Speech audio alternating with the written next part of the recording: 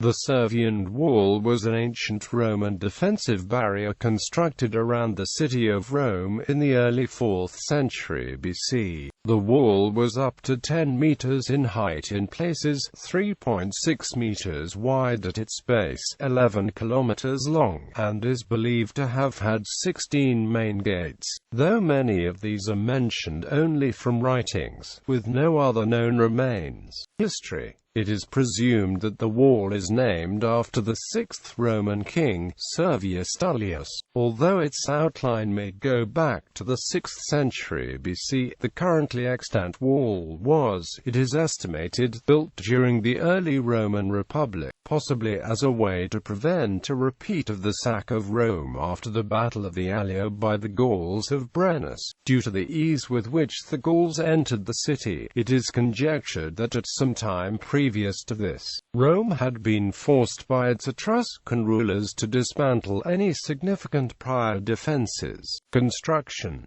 The wall was built from large blocks of tufa quarried from the Grotta Oscura quarry near Rome's early rival Verri. In addition to the blocks, some sections of the structure incorporated a deep fossa or ditch in front of it, as a means to effectively heighten the wall during attack from invaders. Along part of its topographically weaker northern perimeter was an agger, a defensive ramp of earth heaped up to the wall along the inside. This thickened the wall, and also gave defenders a base to stand while repelling any attack. The wall was also outfitted with defensive war engines, including catapults. Usage. The Servian Wall was formidable enough to repel Hannibal during the Second Punic War. Hannibal famously invaded Italy across the Alps with elephants, and had crushed several Roman armies in the early stages of the war. However, the wall was never put to the test as Hannibal only once, in 211 BC, brought his Carthaginian army to Rome as part of a feint to draw the Roman army from Capua. When it was clear that this had failed, he turned away, without approaching closer than 3 miles to Rome. As a Roman army sallied out of the Servian walls and pitched a camp next to Hannibal's.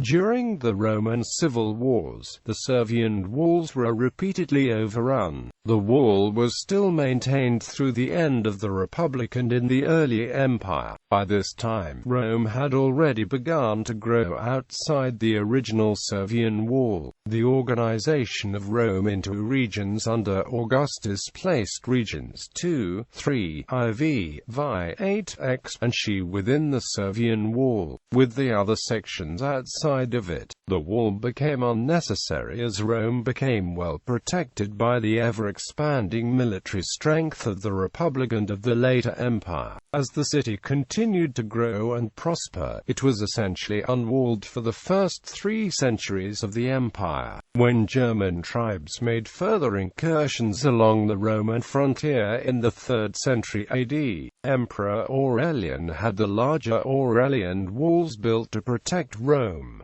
Present-day sections of the Servian Wall are still visible in various locations around Rome. The largest section is preserved just outside Termini Station, the main railway station in Rome. Another notable section on the Aventine incorporates an arch for a defensive catapult from the late Republic.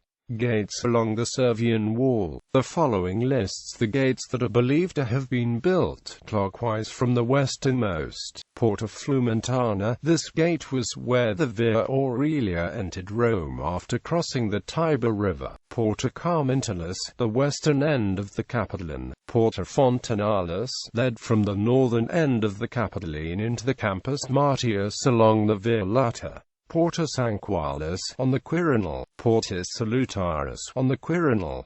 Porta Quirinalis, on the Quirinal. Porta Collina, the northernmost gate, on the Quirinal, leading to the Via Salaria. Hannibal camped his army within sight of this gate when he considered besieging Rome in 211 BC. This section was fortified additionally with the agger.